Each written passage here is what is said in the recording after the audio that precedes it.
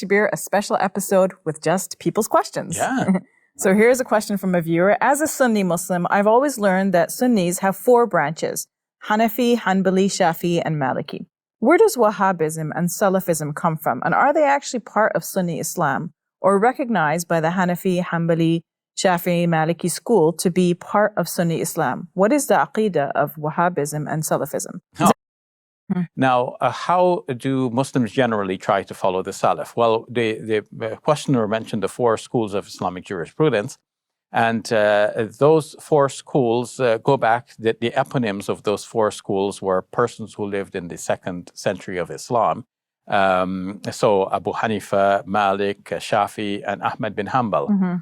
And so this is very early. There are people earlier than them, but these came to be known for their systematic thinking and, of course, the proliferation of their teachings through their many students who were naturally schooled well, and then they taught others. So these became major trends and streams and branches within, or you can say currents within Muslim thinking and practice. You're mentioning were developed after those generations. Actually, within, because if it depends how you interpret the hadith. The hadith says, "Khairul quruni qarni, thumma alladhina yalunhum, thumma alladhina yalunhum."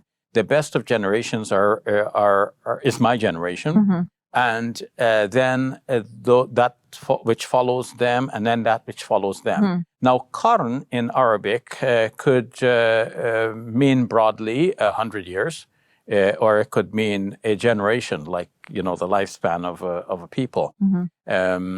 So, is it like one generation? In which case, it would be the companions of the Prophet, peace be upon him. And then the generation that follows them, which would be those who came into contact with them according to Muslim definitions, and they were Muslims, and then following them as well, the next generation. So the technical terms for them would be Sahaba, and then Tabi'i, the one who follows the Sahaba, and then the Taba'a Tabi'i, the follower of the follower of the Sahaba, right? So these schools go back to this early period. At least Abu Hanifa is said to be a tabi'i, the follower of the follower, and some might even want to classify him as a tabi'i as well. But this is more doubtful. But the school of thought developed afterwards, right? Yeah, the school of thought developed afterwards. Some time to develop. But then, if you take a more broad definition of qarn, meaning 100 years. Then this all developed in the first 300 years of Islam. So within that first 300 years of Islam, all of these developments have been encapsulated in various writings, in books of Islamic jurisprudence, in books of biography of the Prophet, peace be upon him, in books of commentary on the Quran. So what emerged among Muslims almost widespread is to look back to the earlier generations. Now, there was a man by the name of Muhammad bin Abdul Wahhab in Saudi Arabia who lived from the year 1703 to 1792. So in the 18th century, he developed a movement in which he was emphasizing following the Salaf, and he made a pact with the ruling house of Saud in Saudi Arabia at the time. Well, it will come to be known as Saudi Arabia from the name of the House of Saud. But his pact with them was almost like, you run the government and I will look after the religious dictates. And the two will be almost separate, but, symbiotically related. And so that movement became very well entrenched in Saudi Arabia. And that comes to be known to a large extent as the Salafi movement today. And now that Salafi movement then, in its particular modern shape, is quite recent. Because Wahhabism and Muhammad bin Abdul Wahhab, he lived in the 18th century. Yes. And Salafism developed in, I believe, the 20th century.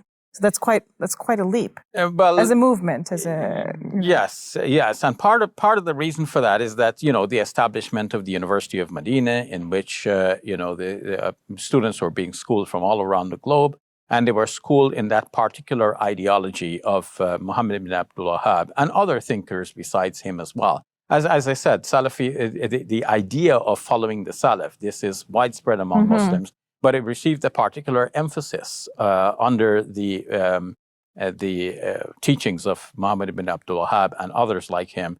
And eventually that became the teaching that was delivered in the University of Medina and that students took to many parts of the world. So we noticed within the last 50 years or so, in the 1970s and onwards, students coming out of the University of Medina taking these teachings to various parts of the world and popularizing it. And this is what is known in our modern times. And I believe the Saudi government also was funding organizations in North America as well. Yes, and this was partly in the interest of the stability of their government, because the major strand within that Salafi movement teaches that so long as the government is establishing prayers, you respect the government and you do not seek to undermine the government.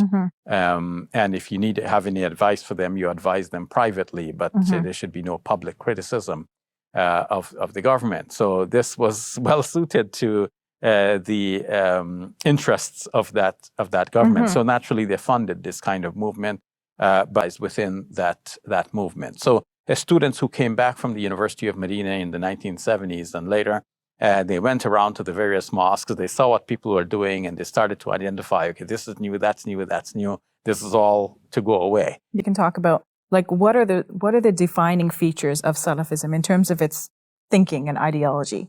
Look back to the Salaf. They wanted to recover the way of the Salaf. They wanted the pure and original early Islam. But of course, people might interpret differently what is meant by that early Islam. But what is known as the Salafi movement today, following this, the teachings of Muhammad bin Abdul Wahhab and others, they stress a lot the purity of the faith. They want to make sure that we are worshiping God and only God. So they're stressing monotheism, which is, of course, common to all Muslims, but they put a particular stress on it.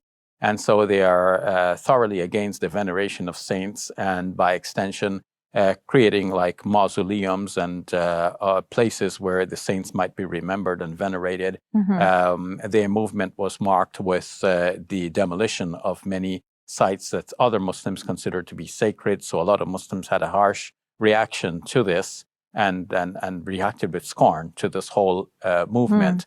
They look at the hadith. They think the hadith is paramount, right? Yeah. And then they have their own scholars, which they refer to, right? And who they hold very dear, who they rely on to interpret these hadith and then to come up with rulings on the basis of those hadith. Yes. And not only to interpret, but also to evaluate the genuineness of the hadith. So most notable among such scholars was Sheikh Nasiruddin al-Albani, who took hadiths literally. And he is the most well-known among those who will authenticate the hadith. That's a term for it, meaning that he will take a hadith either in Sahih al-Bukhari or one of the classical books of hadith collections, and then he would weigh them one by one, looking into the chains of narrators. And because he followed that literalistic type of way of thinking, a hadith which may not make sense to us in scientific terms, he might tend to treat that as being authentic, so long as he can see that there is a known chain of narrators who are respected persons in our history who have transmitted this hadith from one person to another without break. And so that movement tends to follow these hadiths, which may not be very scientific and which may have this kind of stamp of authenticity from their known scholars. And then the hadiths will be further interpreted within that literalistic school, which does not does not subject the narratives to much scrutiny in terms of reason, and would just follow them literally. And of course, in modern times, the school has taken a hit. The greatest ulama of the 20th century during our time, in our era, is Sheikh Nasiruddin al-Albani, a mujaddid. The Nabi sallallahu alayhi wa ala alihi wa sallam mentioned in authentic hadith. He said every 100 years, Allah Azza wa Jalla will send forth someone who's going to revive this ummah. Not that al-Islam became old or al-Islam died, but something will happen in this ummah where the religion that the Nabi was on, sallallahu alayhi wa sallam, and his companions, the community will be falling short of the mark in different aspects. And Allah will always send a reviver to renew and to call the people back to that which was known during the time of Rasulullah sallallahu alaihi wasallam. Or someone came to one of his students' house, the students got together, there was a wedding, he would tape that. And from those tapes, the world started to become exposed to him. Every 2 or 3 days, you would get 3 or 4 tapes coming to Medina. The students were waiting for those tapes as if they were something that was precious. We got to hear the names and the voices of his students. We got to see how he was discussing and dealing with all kinds of people. His debates with takfiri people, all kinds of issues. Anyway, the point is, 1998, he came to Al-Medina, and at that time he was asked in a majlis, are you upon the Zahiri madhab, the 4 madhabs? And then one of the lesser known madhabs is the Zahiri madhab. It's bona fide, respected madhab, has its issues, but nonetheless, Al-Imam Ibn Hazm was upon that madhab, and no doubt, Al-Imam Ibn Hazm is weighty in the religion, but the madhab have some problems. Some people said that Al-Albani affirmed and say yes, which is a controversial madhab, but it's not true. I personally asked a number of his students who said Al-Imam Al-Albani was not connected to any of the well-known madhahib. He respected each and every one of those madhabs, but his da'wah was to a tajreed. A tajreed means to take your emotions and your desires out of the equation and to take a position solely based upon the dalil. What is the proof saying? Irregardless of what the elders said, irregardless of what the madhab said, irregardless of what your imam said, irregardless of what's popular, what did the dalil say? So it doesn't appear that he was upon any of those madhahib.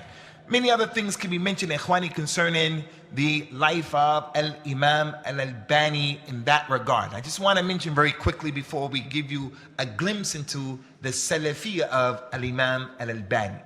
Some of the teachings within the movement are very literalistic, so they tend to take things very literally.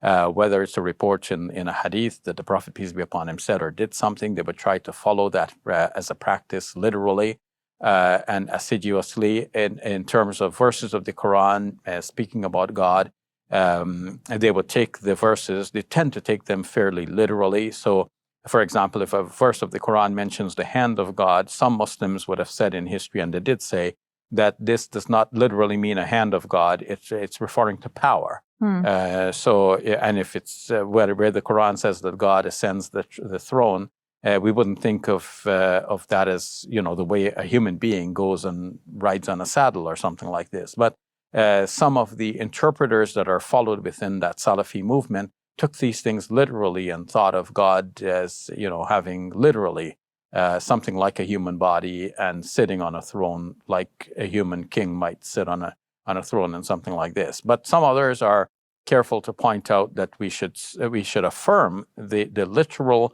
wording, but we should affirm the exact wording of the ancient pronouncements on these matters, but we should not think when we mention hand of God that we're thinking of a hand. We should not think of a hand like our hand. We should say we don't know. Bila kaif. We express these beliefs or these statements of faith without knowing how it could be so. So we mentioned the hand, but we don't know what kind of hand. We mentioned that God ascended the throne, but we say we don't know what sort of ascension that would entail. Whereas somebody else might say, no, it only means that God controlled the throne. But the Salafi would tend to say, no, let's say that God ascended the throne, but let's add bila kaif without specifying how.